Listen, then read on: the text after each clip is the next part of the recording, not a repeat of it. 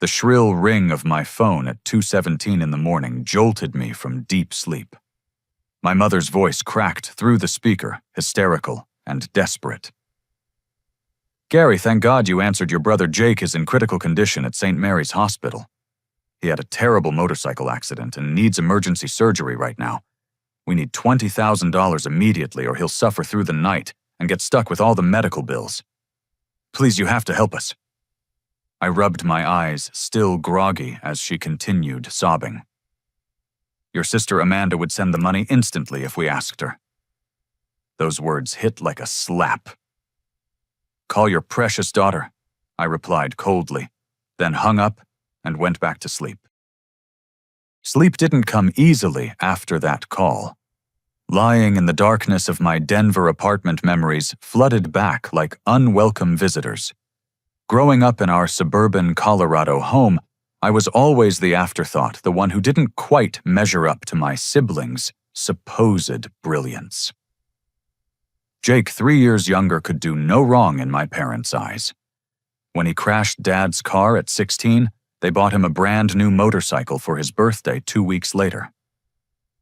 Amanda, my older sister by 4 years, received a fairy tale wedding that cost my parents $35,000, complete with destination bachelor party in Cabo. Meanwhile, when I graduated valedictorian from high school, my parents skipped the ceremony to attend Jake's Little League championship game. When I needed help with college loans, Dad said character was built through struggle and hard work. I worked 3 jobs to pay for my computer science degree while watching my parents hand Jake cash whenever he asked. The favoritism wasn't subtle. It was blatant and cruel. My ex-wife, Sarah, used to witness these family dynamics during our 5-year marriage. She watched my mother criticize everything from my career choices to my haircut, while praising Jake's latest get-rich-quick scheme. During our wedding planning, my parents contributed $500 while constantly mentioning how much more they'd spent on Amanda's celebration. Sarah finally exploded during one family dinner when my father interrupted my promotion announcement to brag about Jake's new bartending job. The tension from my family's treatment contributed significantly to our divorce 2 years ago. Now I have Lisa, my girlfriend of 18 months, who supports my decision to maintain boundaries with my family. She's witnessed enough phone calls and guilt trips to understand why I've distanced myself.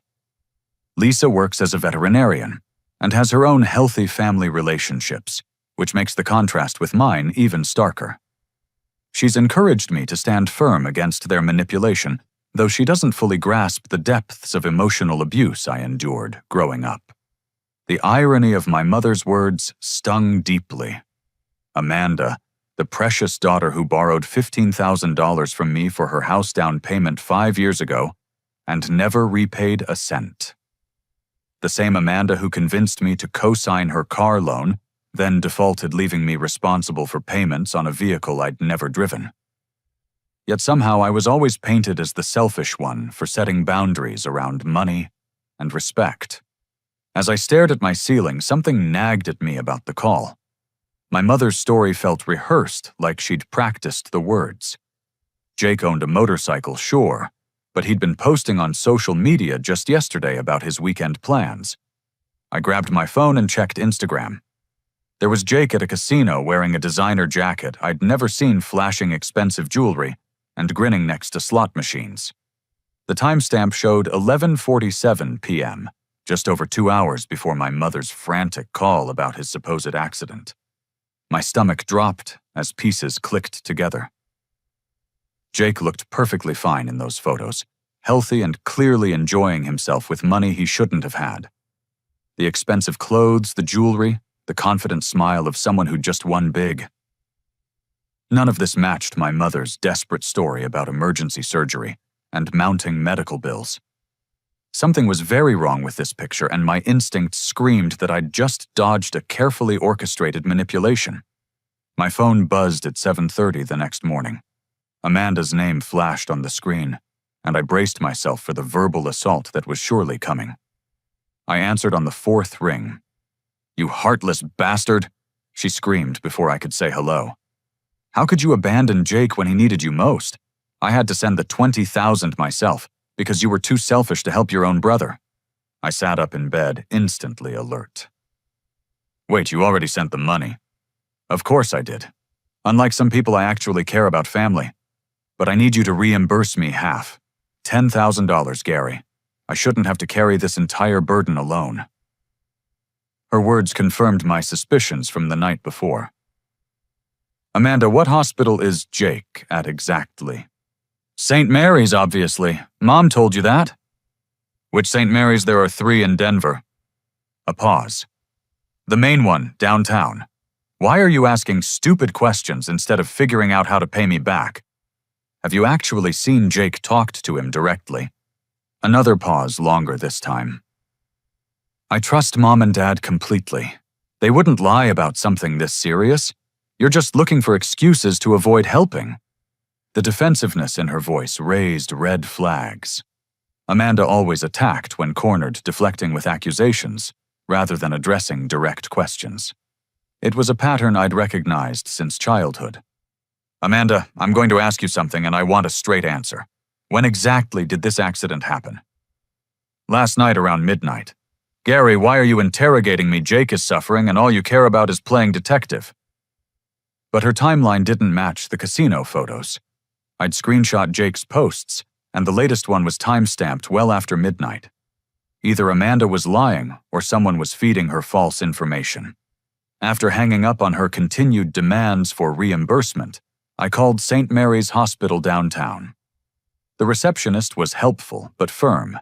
No patient named Jake Reynolds had been admitted in the past 48 hours. I called the other 2 St. Mary's locations with identical results. My brother wasn't in any hospital. Next, I contacted Marcus, Jake's roommate, from their shared apartment in Capitol Hill. Marcus picked up on the second ring, sounding groggy. Gary, what's up, man? Kind of early for a social call. Marcus, I need to ask you about Jake. Is he okay? Was he in an accident last night? Kotoy? Marcus laughed. Accident dude Jake left 3 days ago for Vegas with his new girlfriend, Crystal. He was bragging about some big score he had planned, talking about hitting it rich and paying off all his debts. Said he'd be back by Tuesday with enough money to move out and get his own place. My blood ran cold. Vegas. He's been gone for 3 days. Yeah, man. Left Wednesday morning in Crystal's car, all excited about whatever scheme he had cooking. Why, what's going on? After explaining the situation to Marcus, who was appropriately shocked, I hung up feeling sick to my stomach. My family had coordinated an elaborate lie to steal money from me and Amanda. But why would Amanda participate in scamming herself unless... My phone buzzed with a text from Brad, Amanda's husband. Gary, call me when you get this.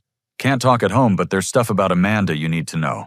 Meet me at the Starbucks on 15th Street at noon if possible. Brad had always been the reasonable one in Amanda's life, often apologizing privately for her behavior during family gatherings. He worked as an accountant and had a reputation for honesty and integrity. If he was reaching out secretly, the situation was more serious than I'd imagined. At noon, I found Brad sitting in a corner booth looking haggard and nervous. Dark circles under his eyes suggested he hadn't slept much lately. Thanks for meeting me, he said quietly. I couldn't say this over the phone or at home. Amanda's been stealing from her work. About 2 months ago, she started taking money from client accounts at the real estate office. Small amounts at first, but it escalated quickly. My heart sank. Amanda worked as a bookkeeper for a successful real estate company, handling thousands of dollars in client deposits and commissions daily. How much are we talking about, Brad? As of last week, around $47,000. There's an audit scheduled for next Friday, and she's panicking. She's been gambling online trying to win back what she stole, but it's only made things worse. She owes money to her bookie, maxed out credit cards, and took a second mortgage on our house without telling me. The pieces suddenly fit together. Amanda hadn't sent $20,000 to help Jake. She'd needed my contribution to help cover her own embezzlement before the audit exposed her crimes. My parents' emergency call wasn't about Jake's medical bills, but about Amanda's desperate attempt to avoid prison. Brad, does she know you're talking to me? God, no. She'd lose her mind if she knew I was here. But Gary, I can't be part of this anymore.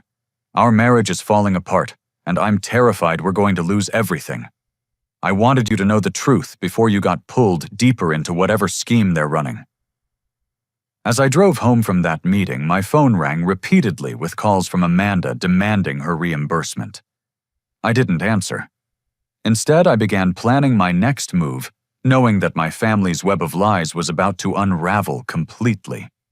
I drove straight to my parents' house in Lakewood, a modest ranch-style home they'd owned for 28 years. The driveway needed resealing, and the front yard showed signs of neglect that hadn't been there during my last visit 6 months earlier. I didn't call ahead. Surprise was essential for what I was about to do. Through the living room window, I could see my father Robert pacing back and forth while talking animatedly on his phone. I crept closer to listen, staying hidden behind their overgrown juniper bushes. "The kid bought it completely," Dad was saying. "Amanda already transferred her half, so we're sitting pretty either way. If Gary comes through, we split it 3 ways like we planned. If not, we still have enough to handle the immediate problem." My stomach churned as I heard my own father discussing me like a mark in some confidence game. I waited until he ended the call before knocking on the front door. Mom answered with red, puffy eyes and immediately threw her arms around me. "Gary, thank goodness you came.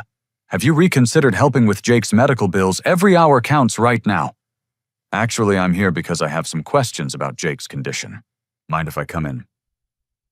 Dad appeared behind her wearing the same fake concerned expression I'd seen countless times during my childhood, when he was about to deliver bad news that somehow became my fault. "Son, this isn't the time for questions. Your brother needs emergency surgery and we're running out of time. The doctors are pressuring us for payment." I sat down on their familiar plaid couch without being invited. "Which doctors, Dad? What are their names?" "Dr. Thompson in the emergency department," he answered quickly, "and Dr. Martinez, the surgeon. At St. Mary's Hospital downtown." "That's right." Interesting because I called St. Mary's this morning. No patient named Jake Reynolds has been admitted there. I also called the other 2 St. Mary's locations in the metro area. Same story. The color drained from both their faces. Mom sat down heavily in Dad's recliner, while he remained standing, his confident demeanor cracking. "Maybe there was a mix-up with the computer system," Mom said weakly. "Hospitals make mistakes all the time." "Mom, I also talked to Marcus, Jake's roommate. Jake left for Las Vegas 3 days ago with his girlfriend. He's not in any hospital." Dad's jaw clenched, a telltale sign that his temper was rising. Marcus is confused. Jake told him he was going somewhere else to throw people off the trail. He's been getting death threats from some dangerous people he owes money to. Each new lie built on the previous one, but their story kept changing. First it was a motorcycle accident. Now it was death threats and witness protection. I pulled out my phone and showed them Jake's casino photos from the night before. "Explain this then." "Jake posted these pictures from a Las Vegas casino at 11:47 last night, over 2 hours before you called me about his emergency surgery." Mom burst into tears while Dad's face turned red with anger. "You don't understand the situation, Gary. Yes, Jake is in Vegas, but he's in serious trouble with some very dangerous people. They'll kill him if he doesn't pay what he owes." "How much does he owe Dad?" $30,000, maybe more by now with interest and penalties. "So you decided to scam me and Amanda for $20,000 to help cover Jake's gambling debts?" "It's not a scam," Dad exploded. "It's family helping family. You have a good job, no kids, minimal expenses. Amanda has savings from her real estate work. Jake is our son, and he's in real danger." The front door opened, and Mrs. Henderson from next door peered in.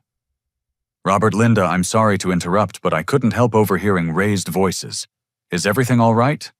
Mrs. Henderson was 73 years old, sharp as a tack, and had lived next to my parents for 15 years. She'd watched me grow up, and had always been kind to me, often commenting on how much I'd accomplished, despite my family's lack of support. "Everything's fine, Margaret," Mom said quickly. "Just family business." Mrs. Henderson looked directly at me. "Gary, dear, I hope you're not falling for another one of their stories. Your parents have been telling people different tales about needing money for months now. First it was roof repairs, then medical bills for your mother's supposed cancer treatment, then something about legal fees for a lawsuit. My parents looked mortified as Mrs. Henderson continued. They borrowed $5,000 from the Johnsons across the street for emergency home repairs that never happened. The Malloys loaned them $3,000 for your mother's surgery that she clearly never had. Poor Mrs. Chen gave them $1,500 after they claimed their car had been totaled. The scope of their deception was staggering. My parents had been systematically defrauding their neighbors and friends, spinning different sob stories to extract money from anyone willing to listen. Mrs. Henderson? I said carefully, "How long has this been going on?" "At least 6 months, probably longer.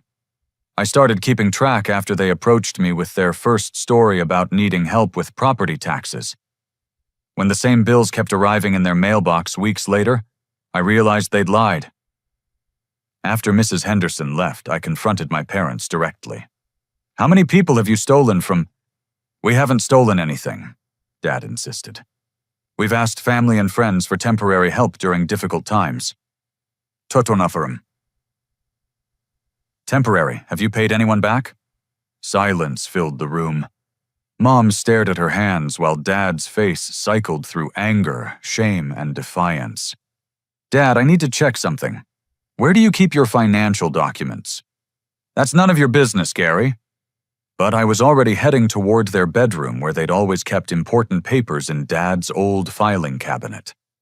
What I found there made my blood run cold. Credit card applications with my name and social security number, some dating back 5 years. They'd opened accounts in my name, made minimum payments to keep them active, and used the available credit to fund their lifestyle and scams. My credit had been destroyed without my knowledge. The betrayal was so complete, so calculated, that I felt physically sick. These weren't desperate parents making poor decisions. They were career criminals who happened to share my DNA. When I returned to the living room with the evidence, both parents broke down. Mom sobbed uncontrollably while Dad finally admitted the truth. They'd been running these scams for years, using the money to maintain their standard of living after Dad lost his sales job 3 years earlier. Jake's gambling debts were real, but the hospital emergency was completely fabricated to manipulate Amanda and me into providing quick cash. The phone call I'd overheard hadn't been about splitting money 3 ways among family members. It was Dad coordinating with Jake about how to divide the proceeds from their latest con game with Amanda and me as the unwitting victims. As I left their house that afternoon, I realized my family wasn't just dysfunctional. They were actively criminal. The 2:17 a.m. phone call had been the final straw in a pattern of abuse that stretched back decades.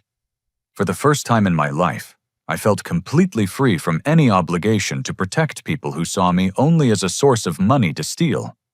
Finding Jake in Las Vegas required some detective work, but Crystal's social media accounts provided enough clues to track them down. She'd been posting photos from various casinos, and her most recent check-in was at the Flamingo Hotel. I called their front desk and confirmed that Jake Reynolds was registered as a guest. When Jake answered his room phone, his voice sounded strained and exhausted, a far cry from the confident tone in his social media posts. "Gary, how did you find me here?" "We need to talk, Jake. Are you really in trouble with loan sharks, or is that another lie?" A long pause. "It's complicated, man. I mean, yeah, I'm in deep with some bad people, but it's not what Mom and Dad told you." "I'm flying down there tomorrow. We're going to have an honest conversation for once in our lives." The 90-minute flight to Las Vegas gave me time to process everything I'd learned in the past 24 hours. My family's dysfunction had evolved into organized crime, with each member playing a specific role in various scams and cons. I was the outsider who'd become their primary target, the successful sibling, whose guilt and loyalty could be weaponized for financial gain. I found Jake in the Flamingo's casino bar, looking haggard and nervous. Crystal sat beside him, a petite woman with bright red hair, and worried eyes. She worked as a former casino dealer who'd quit her job to help Jake, though I suspected her motives weren't entirely altruistic. "Gary, thanks for coming," Jake said without his usual cocky demeanor. "I know this looks bad, but I need you to understand what really happened." "Start from the beginning and don't leave anything out." Jake's story unfolded like a nightmare. He'd been gambling heavily for 2 years, starting with small poker games and escalating to high-stakes casino visits. Our parents knew about his addiction, but instead of encouraging treatment, they'd begun using his debts as opportunities for their own scams. "They've been covering my losses by stealing from relatives and friends," Jake admitted. "Every time I'd rack up serious debt, they'd come up with some emergency story to raise money from family. The motorcycle accident thing was their idea, not mine." "How much do you actually owe Jake?" $37,000 to Vincent Caruso plus interest that's compounding daily. He's not exactly the patient type. Crystal spoke up for the first time. "Vincent's guys have been calling every hour. They know about the family scam and want the full amount whether you pay or not, Gary. You're now considered part of the debt because your family used your name in their negotiations." My heart sank. By refusing to pay, I hadn't protected myself. I'd inadvertently made myself a target for people who settled disputes with violence. "Jake, did you agree to this plan to scam me and Amanda?" He couldn't meet my eyes. "Mom and Dad promised me $10,000 if they could get 20 from you and Amanda. I was desperate, Gary. These aren't people you can just ignore and hope they go away." "What about Amanda's money? She supposedly already sent $20,000. Jake and Crystal exchanged glances. "Amanda never sent anything," Crystal said. "She needed that money to cover her own problems. Your parents have been playing all of you against each other, using each person's crisis to manipulate the others." The complexity of their scheme was breathtaking. My parents had convinced Amanda that Jake was dying, and she needed to help while simultaneously telling Jake that Amanda had already contributed and pressuring me to match her supposed generosity. In reality, no money had changed hands except for what they'd stolen through credit card fraud and neighborhood scams. "Jake, how long have Mom and Dad been running these cons?" "Honestly, years. Dad lost his sales job when his company downsized, but they never told anyone. They've been living off credit cards, reverse mortgages, and whatever they can scam from family and friends. My gambling debts just gave them a more urgent story to tell." A man in an expensive suit approached our table, and Jake's face went pale. Vincent Caruso was younger than I'd expected, maybe 35, with the kind of calm demeanor that suggested violence was just another business tool. "Jake, I thought we agreed you'd have progress to report by now." "Mr. Caruso, this is my brother Gary. He's here to help work something out." Vincent studied me carefully. "Your family has been very creative with payment plans, Mr. Reynolds. Unfortunately, creativity doesn't pay interest on outstanding debts." "How much does my brother actually owe you?"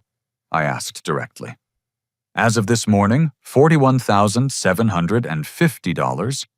That number increases by roughly $200 per day." "And what's my involvement in this debt?" "Your parents contacted my associates claiming you were good for any shortfall in their payment plan. That makes you a guarantor in our books regardless of whether you agreed to that arrangement." The restaurant suddenly felt very small. Vincent wasn't making threats. He was simply explaining business terms with the casual tone of someone discussing weather. Crystal grabbed my hand under the table, and I could feel her trembling. "Mr. Caruso, I had no knowledge of my family's agreement, and no intention of guaranteeing anyone's gambling debts.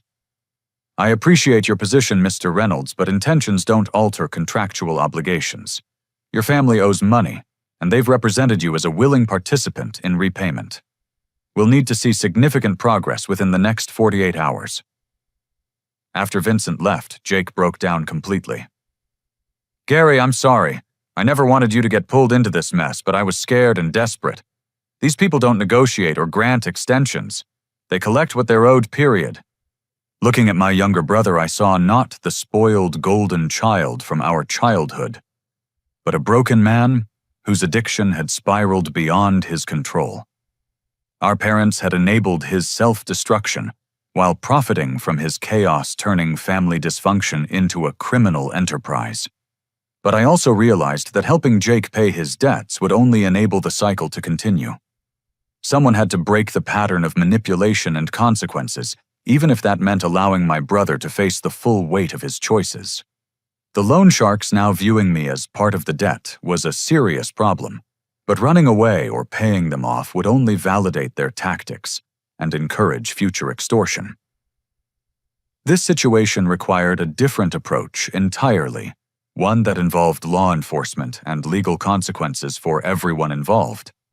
Back in Denver, I drove straight to the downtown police station with a box of evidence I'd collected: the fraudulent credit card applications, screenshots of Jake's social media posts, contradicting the hospital story records of my parents' neighborhood scams, and documentation of Amanda's workplace theft that Brad had provided.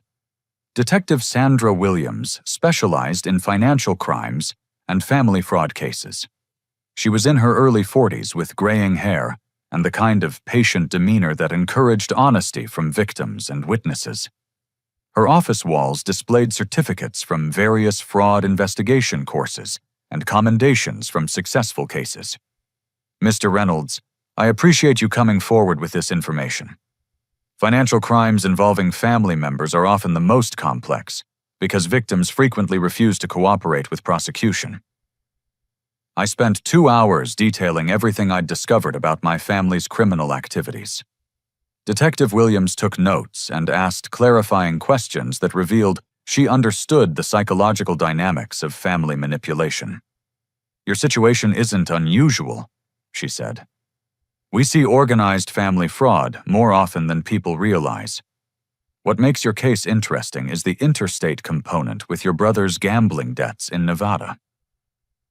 Detective Williams, am I legally responsible for Jake's debts to these loan sharks? Absolutely not. Verbal agreements made by third parties without your knowledge or consent have no legal standing. However, the threat to your safety is real and actionable. We'll need to coordinate with Las Vegas Metro Police to address the criminal extortion. She pulled out a thick file folder and placed it on her desk. Mr. Reynolds, I need to share something with you. We've been investigating your parents for 3 months. My stomach dropped. 3 months!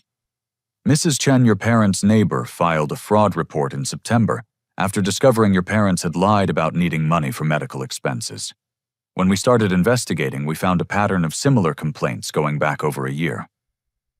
Detective Williams opened the file, revealing police reports from multiple victims: the Johnsons, the Malloys, 3 elderly members of my parents' church, 2 of Dad's former co-workers, and even my high school guidance counselor, who'd been told my parents needed help with funeral expenses for a relative who was actually alive and well.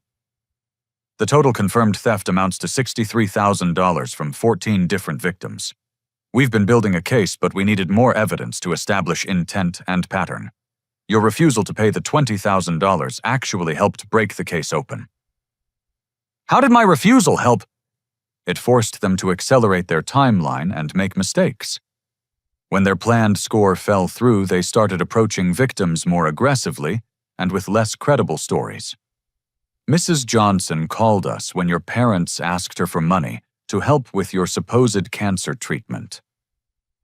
I felt sick. They told people I had cancer. Among other things, the more desperate they became, the more elaborate their lies grew. Yesterday's phone call to you was likely their final attempt at a major score before disappearing with whatever money they'd accumulated. Detective Williams explained that my parents had been planning to flee the country. They'd applied for expedited passports and booked flights to Costa Rica for the following week. The $20,000 from me and Amanda would have provided enough cash for them to disappear before criminal charges could be filed. What about Amanda's workplace theft? We're coordinating with her employer and the district attorney's office. The real estate company has been cooperating fully since discovering the embezzlement. Amanda's theft totals $47,300 over 6 months.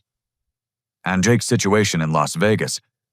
We've contacted Metro Police and the FBI's Organized Crime Task Force. The loan shark operation your brother's involved with is under federal investigation for interstate racketeering. Your brother's debts may actually help prosecutors build their case against the criminal organization. The scope of law enforcement involvement was staggering. What had started as a simple family dispute had revealed multiple ongoing criminal investigations spanning several states and federal agencies. Detective Williams, what happens now? We'll arrest your parents tomorrow morning on fraud charges. Amanda will be arrested at her workplace for embezzlement. Your brother will need to cooperate with federal investigators in Las Vegas, but his willingness to testify could result in significantly reduced charges. Well, what about the threats from the loan sharks? That's federal extortion, and the FBI takes those cases very seriously. Your family's documentation of Vincent Caruso's threats will help prosecutors, but you'll need protective measures until the organized crime sweep is completed. She handed me business cards for a victim's advocate, a credit restoration specialist, and a federal prosecutor who would be handling the interstate aspects of the case. Mr. Reynolds, I know this is overwhelming, but your decision to seek help instead of paying has likely prevented your parents from victimizing dozens more people. These schemes typically escalate until someone intervenes. That evening, I called Lisa from my apartment and explained everything. She listened without interrupting, occasionally gasping at particularly shocking revelations. Gary, I'm so proud of you for going to the police. I know this can't be easy. It's not, but I keep thinking about Mrs. Chen and the other elderly neighbors my parents stole from. These people trusted them and got robbed for their kindness. What happens next? Detective Williams wants me to be present tomorrow when they arrest my parents. She thinks my presence might encourage them to cooperate rather than continue lying. Do you want me to come with you for support? Actually, yes.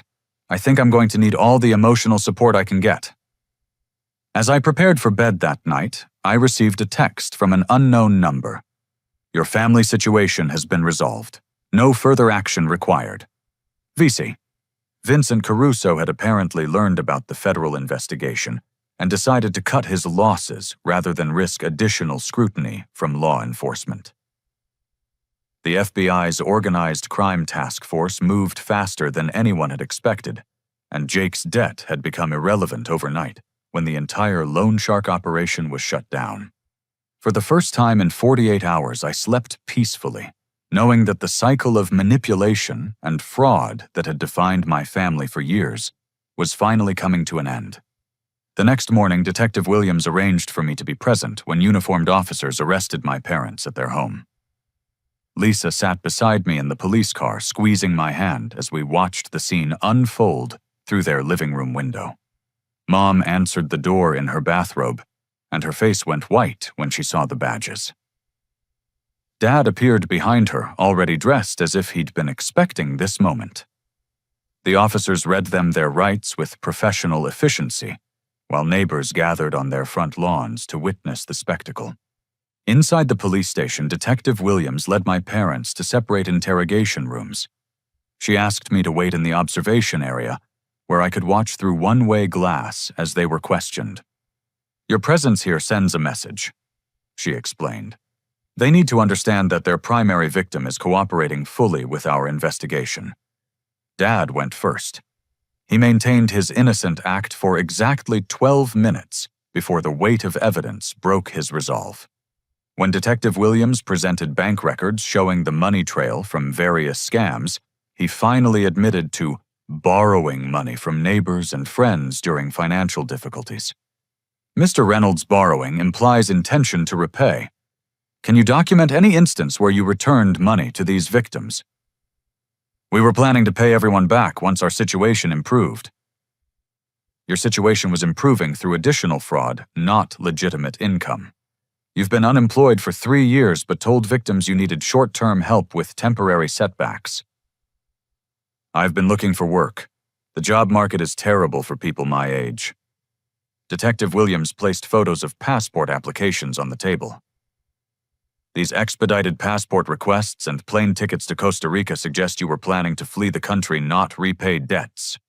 Dad's shoulders sagged as he realized the futility of continued lies. I never meant for things to go this far. It started small, just asking for help with bills, but people kept offering money and we kept accepting. What about the credit cards opened in your son Gary's name? That was different. Gary has a good job and excellent credit. We knew he could handle those payments better than we could. Did Gary give you permission to use his name and social security number? Not explicitly, but we're family. We figured he'd understand if we explained the situation. The casual way Dad justified identity theft was chilling. In his mind, being related to someone granted automatic permission to steal their financial identity and destroy their credit rating. Mom's interrogation was more emotional, but equally revealing. She broke down immediately when shown evidence of the neighborhood scams, sobbing about how desperate they'd become after Dad lost his job. Mrs. Reynolds, your husband's unemployment doesn't justify lying to elderly neighbors about fake medical emergencies. We didn't think of it as lying. We really did need help, and people seemed happy to contribute when they thought it was for a good cause. Stealing someone's money by claiming you have cancer when you're perfectly healthy is fraud, not creative fundraising. We never said I had cancer specifically. We just mentioned medical expenses and let people draw their own conclusions. Detective Williams presented recordings of phone calls where Mom explicitly claimed to have breast cancer and needed money for chemotherapy treatments. The recordings came from Mrs. Johnson, who'd become suspicious and started documenting their requests. Mrs. Reynolds, this is your voice telling Mrs. Johnson that you're starting chemotherapy next week and need help with medication costs. Mom's face crumpled as she listened to her own lies played back in the sterile police interview room. I was scared. We were about to lose the house and Gary wouldn't help us. Amanda has her own problems and Jake owes money to dangerous people. So you decided to solve your family's financial problems by stealing from elderly neighbors and destroying your son Gary's credit. We thought if we could just get enough money together, we could fix everything and pay everyone back with interest. It wasn't supposed to be permanent. After both interrogations, Detective Williams brought my parents together in a conference room, where I waited with Lisa and Attorney Martinez, the lawyer I'd hired to represent my interests in the criminal proceedings. When my parents saw me, Mom immediately burst into tears and reached for me. Gary, thank God you're here. Please tell them this is all a misunderstanding. We're family and families help each other through difficult times. I stayed seated, making no move to comfort her. Mom, you stole my identity and destroyed my credit rating. You lied to neighbors about having cancer. You coordinated with Jake to scam money from me and Amanda by claiming he was dying in a hospital. That's not family helping family, that's organized criminal fraud. Dad tried his usual intimidation tactics. Gary, if you cooperate with these charges against your own parents, don't expect to be welcome in this family anymore. I haven't been welcome in this family for 28 years, Dad. The only difference now is that I'm finally admitting it. Detective Williams placed a comprehensive plea agreement on the table. Mr. and Mrs. Reynolds, the district attorney, is prepared to offer reduced sentences in exchange for full cooperation with our investigation and complete restitution to all victims. What does that mean exactly? Dad asked. Guilty pleas to multiple fraud charges, 5 years probation instead of prison time, and a payment plan to repay the $63,000 stolen from neighbors plus $24,000 in damages to your son's credit rating. Attorney Martinez leaned forward. My client Gary Reynolds will also be filing civil suits for identity theft, credit damage, and emotional distress. Those proceedings are separate from criminal charges. Mom looked desperately between me and the detective. Gary, you can't let them put us in prison. We're your parents. You stopped being my parents the moment you decided to treat me like a victim instead of a son. Dad tried one final manipulation. Gary, think about what this will do to the family reputation. Amanda's kids will suffer if their grandparents have criminal records. Amanda's kids will suffer more if their mother goes to prison for embezzlement and their uncle gets killed by loan sharks. Someone has to break this cycle of crime and manipulation. The plea negotiations continued for 3 hours. Both parents eventually agreed to cooperate fully with the investigation, including providing complete financial records and victim lists.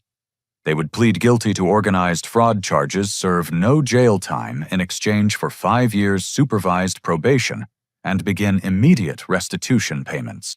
One more thing. Detective Williams said. "We found documents suggesting you've been collecting inheritance payments intended for Gary from your deceased mother-in-law. Those forgeries constitute additional felony charges, unless you sign ownership of those funds over immediately." I'd forgotten about Grandma Helen's will.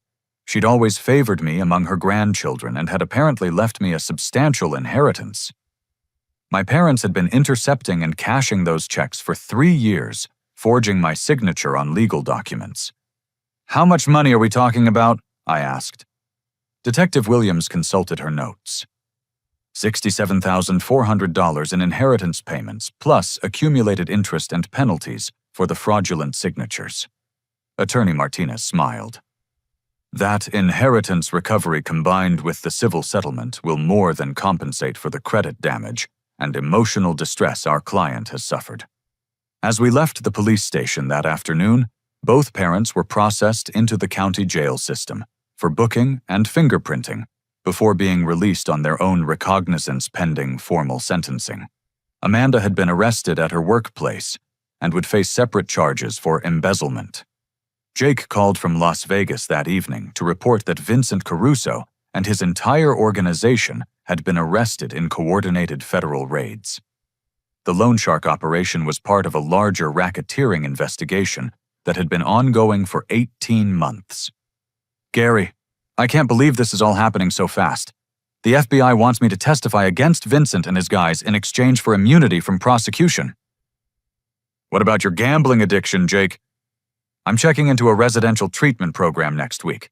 Crystal's been researching facilities, and there's one in Colorado Springs that specializes in gambling addiction with underlying family trauma issues." For the first time in our adult lives, Jake sounded genuinely humble and committed to change. The shock of nearly being killed over gambling debts had apparently penetrated his denial about the severity of his addiction. "Jake, I hope you stick with the program this time.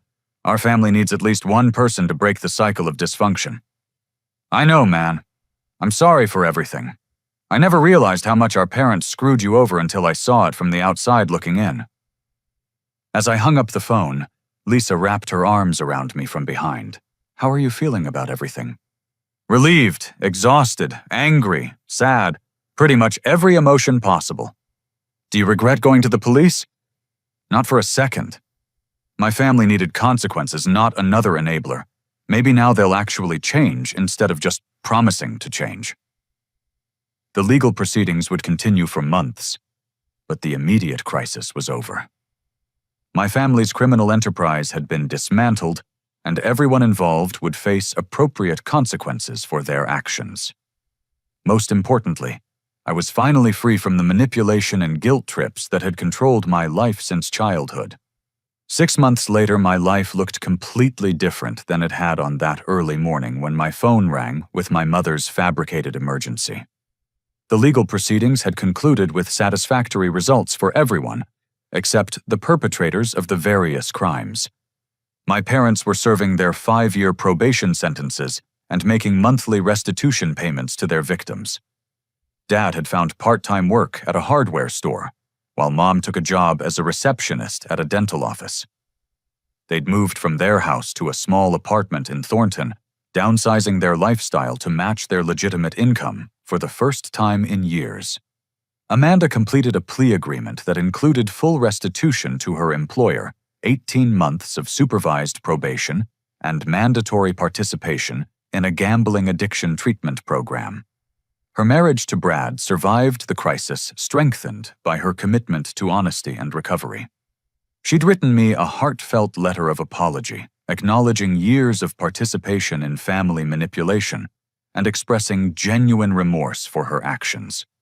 Jake successfully completed his 90-day residential treatment program at the Colorado Springs facility and had been clean from gambling for 4 months. He found work as a server at a restaurant in Boulder and was slowly rebuilding his life without the constant drama and schemes that had defined his previous existence. Most importantly, he'd cut off contact with enablers and gambling associates, focusing instead on developing healthy relationships and coping strategies. My credit score had been fully restored thanks to the identity theft protections, and the recovered inheritance money from Grandma Helen. The financial compensation from civil settlements against my family exceeded $112,000, which I'd invested in a diversified portfolio recommended by a financial advisor who specialized in fraud recovery cases. Lisa and I had grown closer through the crisis, and her unwavering support during the darkest moments had convinced me that she was someone I wanted to build a future with. We'd moved in together, and I'd started shopping for engagement rings, planning a proposal for Christmas morning. The most unexpected development was my involvement with a support group for family fraud victims. Detective Williams had connected me with an organization that helped people who'd been financially abused by relatives, and I'd discovered that my story wasn't unique. Hundreds of families across Colorado dealt with similar patterns of manipulation, theft, and emotional blackmail disguised as love and loyalty. I began speaking at their monthly meetings, sharing my experience, and encouraging other victims to set boundaries and seek help. Many people struggled with the guilt of potentially sending family members to prison, and I could relate to those feelings while explaining why accountability was essential for everyone's healing. The hardest lesson I learned, I told a room full of fraud victims last month, is that enabling destructive behavior isn't love. It's cowardice disguised as loyalty. Real love requires courage to do the right thing, even when it's painful. One woman raised her hand. How do you deal with other family members who think you're cruel for pressing charges against your parents? I remind them that my parents' victims were also someone's family members. Mrs. Chen is 81 years old and lost her medication money to my parents' cancer scam. The Johnsons are retired teachers who gave my parents $3,000 they couldn't afford to lose. My job isn't to protect criminals from consequences. It's to protect innocent people from becoming victims. The psychological healing was slower than the financial recovery, but I was making progress with a therapist who specialized in family trauma. Dr. Patricia Morgan helped me understand that my role as the family scapegoat had prepared me to resist manipulation in ways my siblings couldn't. Your parents chose you as their primary target because you were emotionally independent, she explained during one of our sessions. They knew Jake and Amanda would participate in schemes rather than risk losing their approval, but you were always harder to control. I used to think being the outsider in my family was a weakness. It was actually your greatest strength. The emotional distance you maintained protected you from being fully indoctrinated into their criminal thinking patterns. Lisa had started attending some of my therapy sessions to better understand the family dynamics that had shaped my personality. She was amazed by the complexity of the manipulation tactics my parents had used throughout my childhood. I never realized how calculated their favoritism was, she said after one particularly revealing session. They deliberately created insecurity and competition between you and your siblings to maintain control. The crazy thing is how normal it seemed while it was happening. I thought all families operated with constant drama and financial emergencies. That's the insidious nature of family abuse, Dr. Morgan observed. Children have no reference point for healthy relationships, so they assume their experience is universal. My relationship with Jake had evolved into something resembling actual brotherhood for the first time in our lives. He called regularly to share updates about his recovery and ask for advice about rebuilding his life. The dynamic between us was completely different without our parents orchestrating competition and resentment. Gary, I need to ask you something, he said during one of our phone conversations. How did you resist Mom and Dad's manipulation for so many years? I fell for every guilt trip and sob story they ever invented. Honestly, Jake, I think I was just too angry to be effectively manipulated. When someone treats you like garbage for 25 years, you stop caring about their approval. I wish I'd figured that out sooner. I wasted so much time trying to be their perfect son while they were setting me up to fail. The important thing is that you figured it out before it killed you. Vincent Caruso's guys weren't playing games. I know. Sometimes I think about what would have happened if you'd paid that $20,000. They probably would have asked for more money 6 months later with some new emergency. He was right. Paying the ransom would have validated their tactics and encouraged escalation. Every successful manipulation taught them that their strategies worked, and victims would eventually cave under sufficient pressure. The police investigation had revealed that my parents planned to disappear permanently after collecting enough money from their final round of scams. They'd researched countries without extradition treaties and consulted with people who specialized in helping criminals establish new identities abroad. My refusal to cooperate hadn't just saved me $20,000, it had prevented them from successfully fleeing justice entirely. Mrs. Chen, my parents' elderly neighbor, who had first reported their fraud, had become an unlikely friend. She often invited me for Sunday dinners and treated me like the grandson she'd never had. Her kindness helped heal some of the emotional wounds left by my parents' rejection and abuse. "Gary, dear, I hope you understand that your parents' behavior reflects their character, not your worth as a person," she said during one of our visits. "Any parent would be proud to have a son with your integrity and courage."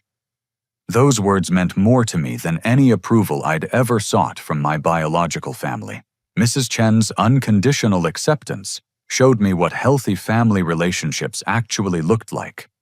As I reflected on the past 6 months, I realized that the 2:17 a.m. phone call had been a gift disguised as a crisis. It forced me to choose between continuing decades of enabling or finally standing up for myself and innocent victims. The decision to hang up and go back to sleep wasn't callous. It was the first healthy boundary I'd ever set with my family.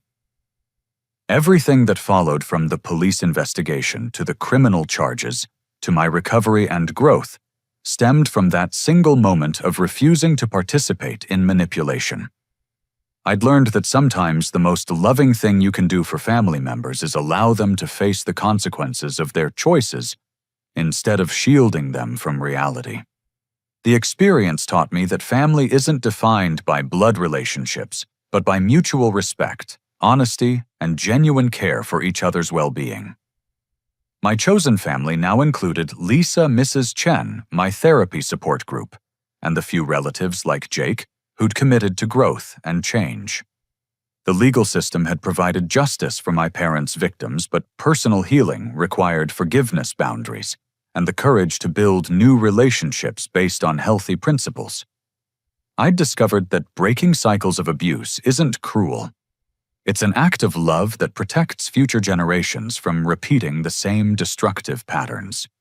Most importantly, I'd learned to trust my instincts and value my own judgment over other people's opinions, especially when those people had demonstrated they didn't have my best interests at heart. The phone call that woke me up at 2:17 a.m. had actually been a wake-up call, in the deepest sense marking the beginning of my real life as an independent adult who refused to be manipulated by anyone, regardless of our relationship. Now, as I write this story, I want to ask you something that's been on my mind since sharing these experiences with others. Have you ever found yourself making excuses for family members whose behavior crosses clear moral boundaries? Sometimes we convince ourselves that loyalty means protecting people from the consequences of their own choices. But I've learned that true love requires the courage to do what's right, even when it's painful. What's your experience with setting boundaries in difficult family relationships? I'd love to hear your thoughts in the comments below. If this story resonated with you or helped you see your own family dynamics from a different perspective, please like this video and consider subscribing for more content about overcoming family dysfunction and building healthier relationships. Sharing this video might also help someone in your life who's struggling with similar manipulation or abuse. Thank you for listening to my story and allowing me to share what I've learned about the difference between enabling and loving. I hope it encourages you to trust your instincts, set healthy boundaries, and never apologize for protecting yourself and others from people who see kindness as weakness to exploit. Take care of yourselves, and remember that you deserve relationships built on respect and genuine care.